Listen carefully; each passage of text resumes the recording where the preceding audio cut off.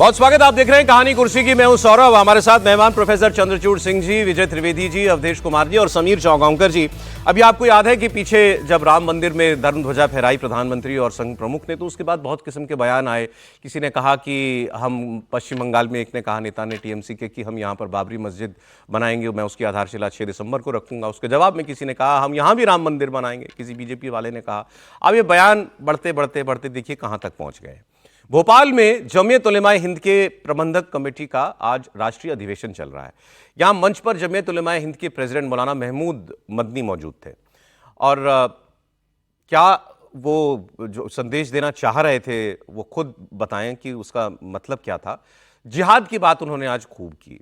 उन्होंने कहा कि जिहाद को बदनाम कर दिया गया है। हमारे देश में सरकार और मीडिया जिहाद शब्द को, जो बड़ा एक पवित्र शब्द है, उसको अपने गलत तरीके से दुनिया के सामने पेश करती है।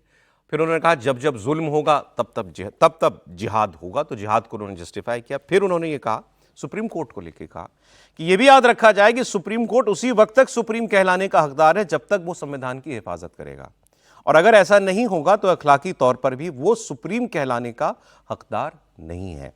तो ये बातें कह रही हैं। फिर आगे उन्होंने खूब बात की है कि देश में कितने % हिंदू मुसलमानों के खिलाफ हैं, कितने % हिंदू मुसलमानों का साथ देते हैं और कितने खामोश हैं, और मुसलमानों को किस वर्ग पर काम करना चाहिए, कौन से हिंदू पर काम करना चाहिए मुसलमानों को अपना हक लेने के लिए। सुनाते हैं पहले आपको पहली बात महमूद मदनी की। जब जब जुल्म होगा तब तब जिहाद होगा।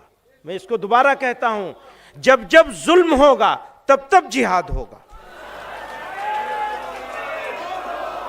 तमाम ही आसमानी मज़ाहिब में, गौर कीजिएगा, तमाम ही आसमानी मज़ाहिब में जुल्म के खिलाफ खड़े होना एक अखलाकी जिम्मेदारी है।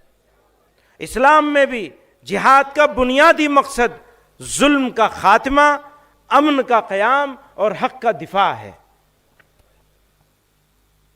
ताहम यह हकीकत जहन नशीन रहनी चाहिए कि नंबर 1, जिहाद कोई इनफरादी, निजी या इंतकामी कार्रवाई नहीं। नंबर 1, जिहाद कोई इनफरादी, निजी या इंतकामी कार्रवाई नहीं। नंबर 2, सिर्फ एक जिम्मेदार और शरई उसूलों के मुताबिक कायम रियासत ही जिहाद का फैसला कर सकती है। नंबर 3, हिंदुस्तान जैसे जमहूरी और सेकुलर मुल्क में जहां इस्लामी रियासत का कोई तसव्वुर मौजूद नहीं, वहाँ जिहाद के नाम पर कोई गुफ्तगू मौजूए बहस ही नहीं। मुसलमान आईनी वफादारी के पाबंद हैं और हुकूमत भी शहरियों के हुकूक की हिफाजत की जिम्मेदार है। हुकूमत की जिम्मेदारी है कि वो शहरियों के हुकूक की हिफाजत करे, और अगर वो नाकाम होती है तो वो उसकी जिम्मेदारी होगी, हमारी जिम्मेदारी नहीं होगी। फिर ये बात तो महमूद जी की ठीक ही लगी। अगर मैं ठीक समझा हूं कि उन्होंने कहा कि कोई इस्लामी मुल्क में ही जिहाद की बात होनी चाहिए, वरना जिहाद को लेके बात भी नहीं होनी चाहिए, ऐसा मुझे लगा कि उन्होंने कहा। एक स्टेटमेंट और है, उसको भी सुन लेते हैं, फिर पूरी बात करेंगे आपसे। फिर उन्होंने वंदे मातरम की बात की।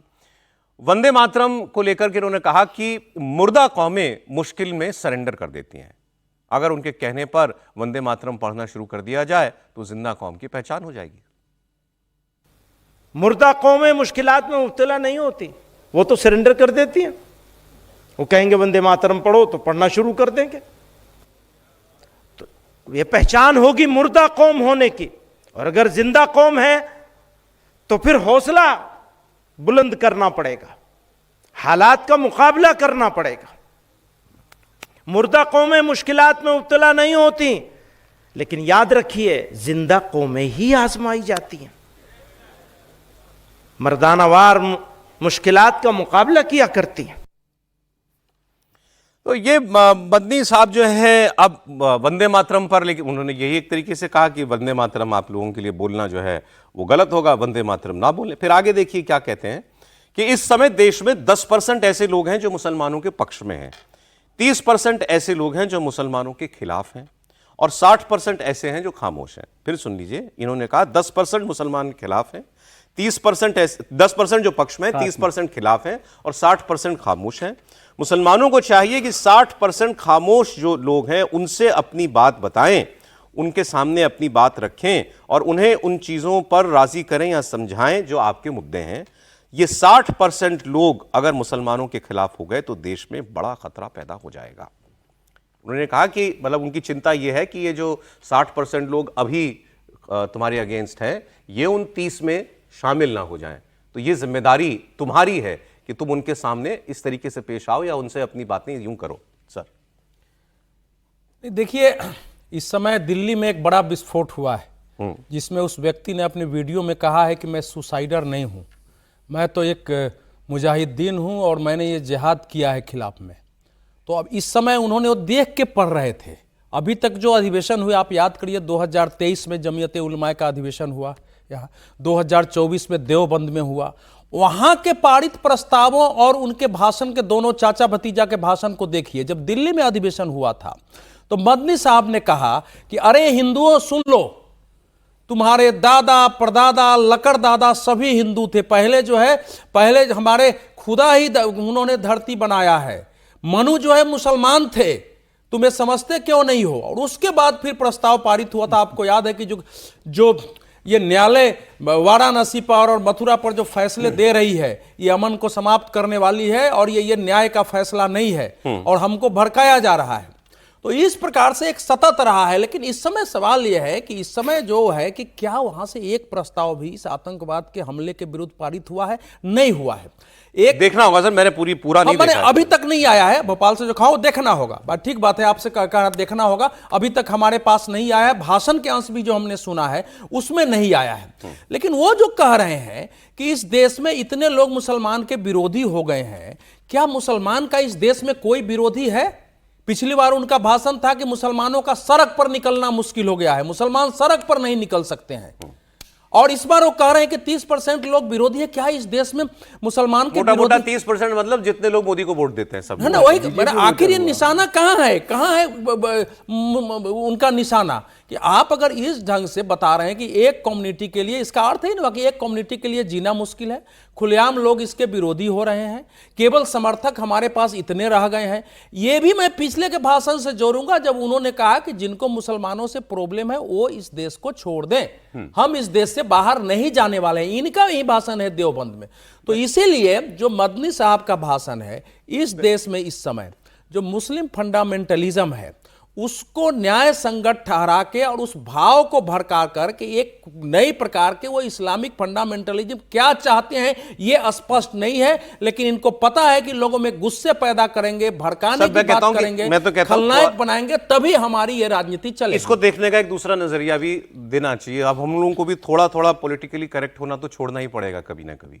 जब उन्होंने ये कहा कि जिहाद की बात एक इस्लामी मुल्क में ही हो सकती है तो इसका स्वागत करना चाहिए और इसको प्रचार करना चाहिए कि आप यहाँ, ये महमूद बद्दी ने कहा है, मतलब देश में गिने चुने इस्लामिक स्कॉलर होंगे ना इनके लेवल के, तो वो जब कह रहे हैं भाई यहाँ जिहाद की बात करने का मतलब ही नहीं, इस्लामी मुल्क थोड़ी है, तो कोई ना बात करे जिहाद की आज से। एक बात फिर जब वो ये 10, 20, 30% वाली मुसलमानों की थ्योरी देते हैं, जो ये कहते हैं कि 60% अभी खामोश है जो मुसलमानों के प्रति, जो ना अफेक्शन शो कर रहा है, ना दुश्मनी या ना वो कोई अपोजिशन शो कर रहा है, हिंदू की बात कर रहे हैं, तो वो कहते हैं उससे जाके मिलो, कहीं ऐसा ना हो कि वो 30% तुम्हारा जो खिलाफ है उसके साथ ना हो जाए। तो ये प्राइमरी जिम्मेदारी मुस्लिम समाज की होनी चाहिए कि कोई दूसरा वर्ग उसके खिलाफ ना हो, उसका व्यवहार ऐसा होना चाहिए उसके प्रति कि उसको मुझसे प्रॉब्लम नहीं होनी चाहिए। ये जिम्मेदारी पहले मुस्लिम समाज को लेनी चाहिए। जैसा लोगों ने कहा दिल्ली धमाके के बाद कि खुलकर पहले मुस्लिम समाज को आना पड़ेगा सड़क पर, not in my name campaign चलाएं, मेरे नाम पे नहीं, जो कर रहा है अपने नाम पे करो, मेरे नाम पे मत करो। इसके प्रोटेस्ट पहले वहां से हो। बिल्कुल, मैं तो ये कहना चाहता हूं कि मदनी साहब का अभी मैं जो बाइट सुन चल रहा था यहाँ, उन्होंने एक और भी बात कही जो मुझे थोड़ा अच्छा लग रहा था कि उन्होंने कहा कि भारत एक सेक्युलर राष्ट्र है। सेक्युलर शब्द का प्रयोग अगर वो कर रहे हैं, लेकिन साथ ही जिस प्रकार की बातें वो अभी कह रहे हैं, जिस प्रकार का जो उन्होंने कहा 60% लोगों को जो न्यूट्रल हैं या खामोश हैं उनको अपनी तरफ करना है, लेकिन जिस तरीके से और जिन भड़काऊ भाषण से या जिस भड़काऊ वक्तव्यों से वो उनको अपनी तरफ करना चाहेंगे या चाहने की कोशिश कर रहे हैं, वो मुझे लगता है अपने आप में अंतर्विरोधी है।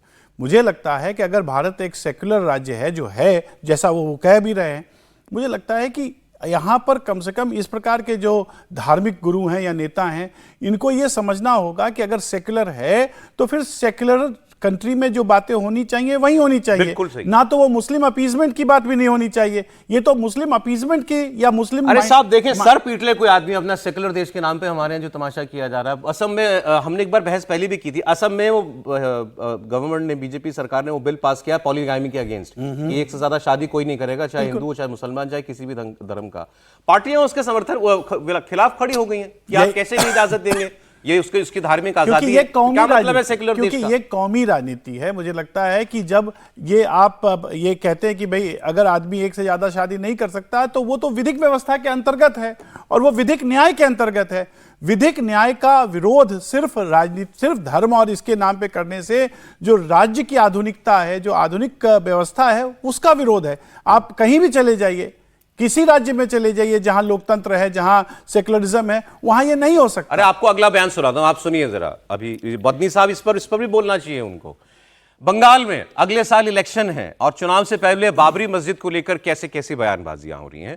मुर्शिदाबाद में बाबरी मस्जिद बनाने का ऐलान करने वाले तृणमूल कांग्रेस के विधायक हुमायूं कबीर अब तो मरने मारने काटने की बातें करने लगे हैं। इन्होंने साफ धमकी देते हुए कहा कि जो कोई उनको बाबरी मस्जिद बनाने से रोकने की कोशिश करेगा उसके बड़े गंभीर नतीजे होंगे। फिर उन्होंने कहा अगर 100 मुसलमान शहीद होता है तो अपने साथ 500 को लेके जाएगा। इतना ही नहीं, फिर आगे इन्होंने कहा बंगाल में मुसलमान 37% है और जब तक बाबरी मस्जिद पूरी तरीके से नहीं बन जाएगी या इनके कब्जे में नहीं होगी, जब तक बनेगी ये जो बनाना चाहते हैं बाबरी मस्जिद, तब तक हमारी तादाद 40% हो जाएगी। फिर ये कहते हैं कि मुर्शिदाबाद है, अयोध्या नहीं है। मुर्शिदाबाद में मुसलमान 70% है। जो कोई भी खिलाफ होगा बड़ा गंभीर परिणाम भुगतेगा।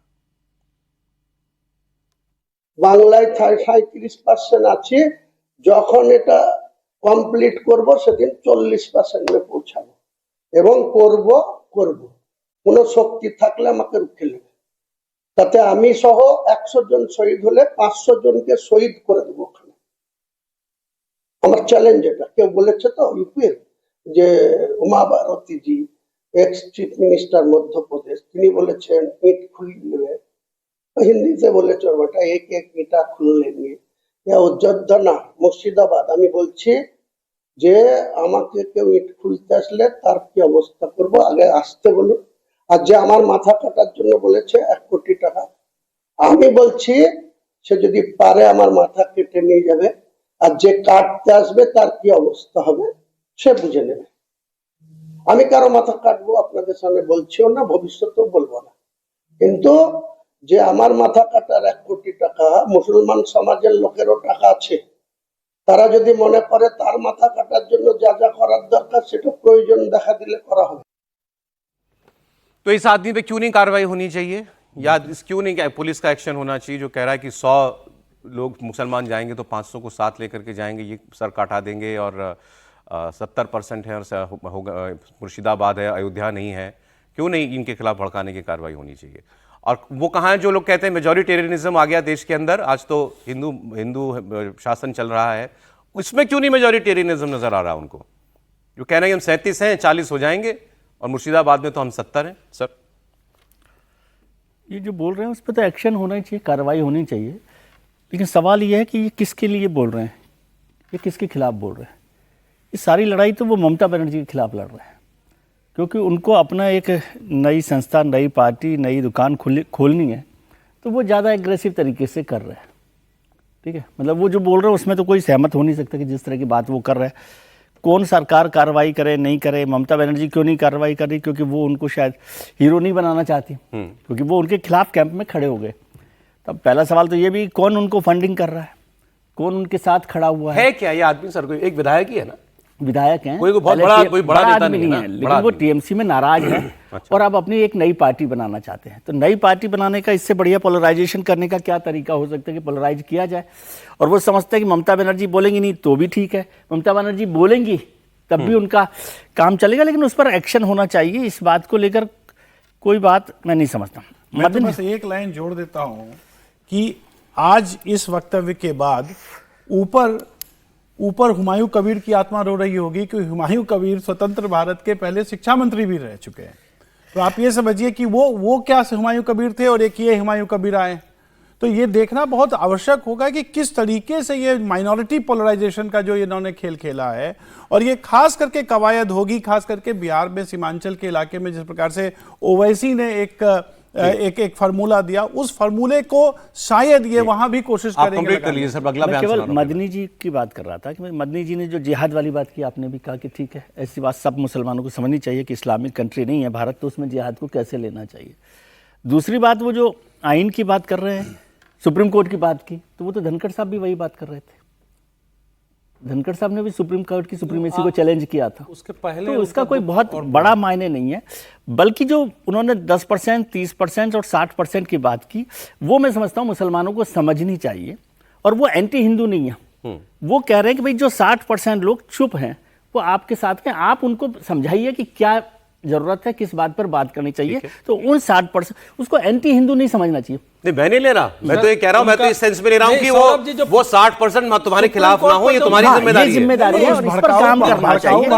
उनका भाषा ने पहले जो बोला है मैं पढ़ दे रहा हूं। ऐसा है, बाबरी मस्जिद 3 तलाक से जुड़े मामलों में अदालतों के फैसलों ने व्यापक प्रभाव छोड़ा और ऐसा प्रतीत होता है कि न्यायपालिका सरकार के दबाव में कायम कर रही है। उसके बाद वो बोला है, धर्मस्थल कानून के स्पष्ट प्रावधानों के बावजूद ज्ञानवापी और मथुरा से जुड़े मामले अदालतों में स्वीकार किए गए जो कानून की मूल भावना के विपरीत है। तब वो बोल रहे हैं सुप्रीम कोर्ट तभी सुप्रीम कहलाने का अधिकार है जब वह संविधान की पाबंदी करे।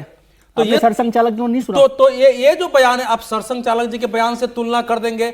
मस्जिद हुमायूं कबीर को मस्जिद बनाने से किसी ने नहीं रोका है, लेकिन बाबरी के नाम पर जो मस्जिद बनाएंगे ना, समस्या वहां है। आप मस्जिद 50 बनाइए, लेकिन बाबरी के नाम पर मस्जिद बनाएंगे तो ये तो जानबूझ करके उस न्यायपालिका के निर्णय की अवहेलना है और उसके विरुद्ध एक भड़काना है। बीजेपी का रिएक्शन इस हुमायूं कबीर की बात पर आपको मैं दिखाता हूं। राहुल सिन्हा, बीजेपी के नेता, इन्होंने कहा कि इस आदमी के साथ तो बंगाल का मुसलमान भी नहीं है, बाबरी मस्जिद के नाम पर कोई जमीन देने को तैयार नहीं है। हुमायूं कबीर तो चाहती है, हुमायूं कबीर का साथ कोई लोग नहीं है, वो कितना % है वो पहले सोचे। कारण ये जो मस्जिद बनाने का बात कहा, कोई तो लोकल मुसलमान लोग उसका साथ नहीं है, सबने मना कर दिया जो हमने बाबरी मस्जिद के लिए कोई जमीन नहीं देंगे। तो इसीलिए भारतीय मुसलमान जो है वो भारतीय का तरह व्यवहार किया और ऐसा इनका रगों में, इसका धमनी में बाबर का खून दौड़ रहा है, इसीलिए वो बाबर का नाम बोलेंगे। घूम फिर के आता कहां है ये सब चुनाव पर, और गलत मतलब बोल जहरीले थे, लेकिन उसमें भी फैक्ट तो निकल ही जाता है। जो उन्होंने कहा कि बंगाल में मुसलमान जो है 40% होने के करीब है, जो हुमायूं कबीर ने कहा, वो एक फैक्ट है। हुमायूं कबीर ममता बनर्जी के मन की बात बोल रहे हैं सर। हुमायूं कबीर से अगर ममता बनर्जी सहमत नहीं होती तो अब तक पार्टी से निकाल चुकी होती। पार्टी से ममता बनर्जी अपने विधायक को क्यों नहीं निकाल रही, तो वो लगातार इस तरह के बयान दे रहे हैं। और जो ममता बनर्जी चाहती है कि जो 36% है वो 40% हो जाए, तो ममता बनर्जी जब तक जिंदा रहेगी तब तक वो मुख्यमंत्री बनी रहेगी। वो जानती है कि मेरा 40% का वोट बैंक जिस दिन बन गया मैं सत्ता में बनी रहूंगी। और जो अभी एक डाटा आया था कि 2002 के बाद अभी जो जिस तरीके से 66% वोटिंग अप्रत्याशित रूप से बढ़ी है बंगाल के अंदर, और जो बांग्लादेश से जुड़ी हुए जो जिले हैं वहां जिस तरीके से पॉपुलेशन बढ़ी है, आबादी बढ़ी है, और बांग्लादेश से घुस के उन्होंने जो वोटर्स ममता बनर्जी ने जो बनाया है, और ममता बनर्जी ने जो अपना वोट बैंक पक्का कर लिया, जिसके दम पर वो 2011 से लगातार मुख्यमंत्री बन रही है, और ये एसआईआर में उन सबका नाम कटने वाला है। तो ममता बनर्जी को पता है कि जो घुसपैठी है उसके जो वोटर्स बन चुके हैं उनके नाम कटेंगे तो उनका मुख्यमंत्री बनना मुश्किल है। तो अब वो ये 36% को 40% और 42% करने की कोशिश कर रही है, जिससे वो सत्ता में बनी रहे। और यही कांग्रेस पूरे देश में करना चाहती है कि जिस दिन उत्तर प्रदेश में ये हो गया तो अखिलेश बनेंगे, बिहार में हो गया तो तेजस्वी यादव बनेंगे, आसाम में हो गया तो गोगोई साहब बनेंगे, और पूरे हिंदुस्तान में हो गया तो राहुल गांधी देश के प्रधानमंत्री बनेंगे। ये उसी रणनीति का हिस्सा है जो हुमायूं कबीर ने बयान दिया है। यूपी की एक खबर आपको बता देता हूं, आजम खान से जुड़ी हुई, समाजवादी पार्टी के सीनियर लीडर आजम खान अब फिर रामपुर जेल पहुंच गए। गलत डेट ऑफ बर्थ केस में उन्हें और उनके बेटे अब्दुल्ला को 7 साल की अभी हाल ही में सजा सुनाई गई थी। वैसे तो इन पर कई मुकदमे हैं और इन्हीं में से एक मुकदमे में आज इनकी पेशी थी, लेकिन आजम खान ने कोर्ट जाने से मना कर दिया। सामने इन्होंने देखा कैदी वाहन, वो जो जेल की वैन होती है, उसको देखते ही भड़क गए। जेल के गेट से निकल रहे थे तभी पता चला कि इनको तो इस पुलिस जेल वैन में बैठाने वाले हैं पुलिस वाले। तो बिल्कुल आग बबूला हो गए और उन्होंने कहा कि मैं राजनीतिक कैदी हूं, इस गाड़ी में नहीं जाऊंगा, मेरे लिए बोलेरो मंगवाओ। और ये कह के वो वापस जेल के अंदर चले गए। पुलिस अधिकारी उनको वहां मनाते रहे, वो माने नहीं। फिर इसके बाद उनकी सुनवाई वीडियो कॉन्फ्रेंसिंग के जरिए करवानी पड़ी है। यह मामला 2018 का है, जब आजम पर पूर्व राज्यसभा सदस्य अमर सिंह और उनकी बेटी पर अमर्यादित टिप्पणी का आरोप लगा था। वो देखिए, वो जेल के गेट के पीछे से बाहर आने से इनकार कर दिया आजम खान ने, और लोग बाहर से पुलिस वाले वहीं से कुछ कुछ कहने की कोशिश कर रहे हैं। ये सामने वो जेल की गाड़ी खड़ी है जिसमें बैठने से आजम खान ने मना किया, और उनका ये कहना कि मैं राजनीतिक कैदी हूं। देख, कैदी तो वो किसी गुनाह में ही हैं, जिस भी हैं, तो उनको ये लगता है कि ये पॉलिटिकल विंडिकेशन वो हो रहा है, उनके खिलाफ विद्वेष की भावना से कार्रवाई हो रही है, लेकिन कानून की किताब में तो उन पर कोई ना कोई गुनाह दर्ज ही है ना, और यहाँ तो वो स्पष्ट है क्या गुनाह है। सर, जेल मैनुअल क्या कहता है उनको, वैसे तो वो गुनाह कोई राजनीतिक लड़ाई के आंदोलन में तो गए नहीं है। यही बात है। मतलब राजनीतिक कैदी का मतलब क्या होता है? राजनीतिक कैदी का मतलब होता है कोई संघर्ष कर रहा हो, कोई आंदोलन कर रहा हो, राजनीतिक प्रदर्शन हो रहा हो। ये तो मामला तो अपराध वाला है ना। अब उसको लेकर क्या किया जा सकता है? उनकी हैसियत उस जेल में क्या रखी गई है? क्या वो राजनीतिक कैदी के तौर पे वहां रखे गए? ये भी तो फर्क होता है ना, क्योंकि वो मंत्री रहे हैं, सब कुछ रहे हैं। और रामपुर में है, रामपुर की जेल में है। क्या रामपुर की जेल से कोई फर्क नहीं पड़ा, लेकिन जेल मैनुअल क्या कहता है? और अगर उनको राजनीतिक कैदी के तौर पर रखा गया है तो फिर उनको उस गाड़ी में नहीं ले जाना चाहिए था। और अगर वो राजनीतिक कैदी के तौर पर नहीं रह रहे तो फिर तो उनको देखना चाहिए कि किस तरह से वो बिहेव कर सकते हैं कि नहीं कर सकते। लेकिन अंतर्गत विजय जी उनको रखा गया होगा, वो सेक्शन अगर वो उसकी इजाजत नहीं देता है तो फिर तो सबके लिए सामान्य बात है। वही तो हम कह रहे हैं। राजनीतिक कैदी भी इस बैन में जाते रहे हैं। पॉलिटिकली जो लोग गिरफ्तारी दिए हैं उनके लिए भी अलग बैन लगा के लोगों को हाजिरी दिलाने ले जाया जाता रहा है। हम लोग खुद उसके परिणाम भुगते हैं और लोग जाते रहे हैं। वो ऐसे कोई वीआईपी टाइप का कोई बड़ा आ जाए, लेकिन सामान्यतः जो राजनीतिक कैदी होते हैं वो भी इसी वैन से, कोई बड़ा वैन की व्यवस्था कर जाती है, कई बार कोई बस ले आते हैं, लेकिन ले जाए जाते हैं। अब आजम खान की समझ, देखिए इसी को बोलते हैं कि आप एक इंटाइटलमेंट जो माइंड में आजम खान का रहा है कि रामपुर और इसका तो बादशाह मैं हूं, यहां जो चाहूंगा वो होगा ना, वो अभी भी झलक रहा है। रस्सी टूट गई लेकिन ऐठन नहीं जाने वाली बातें आ रही है। आप क्रिमिनल केस में बंद हैं, आप पर क्रिमिनल केस में हुआ है, ये अपराध है, ये धोखाधड़ी का मामला है। वही ना, 2 पैन कार्ड रख रहे हो और आप कह रहे हो कि मैं पॉलिटिकल कैदी हूं। ये हुआ कि वो नहीं बैठे और फिर वीडियो कॉन्फ्रेंसिंग कराई गई। चलिए सर।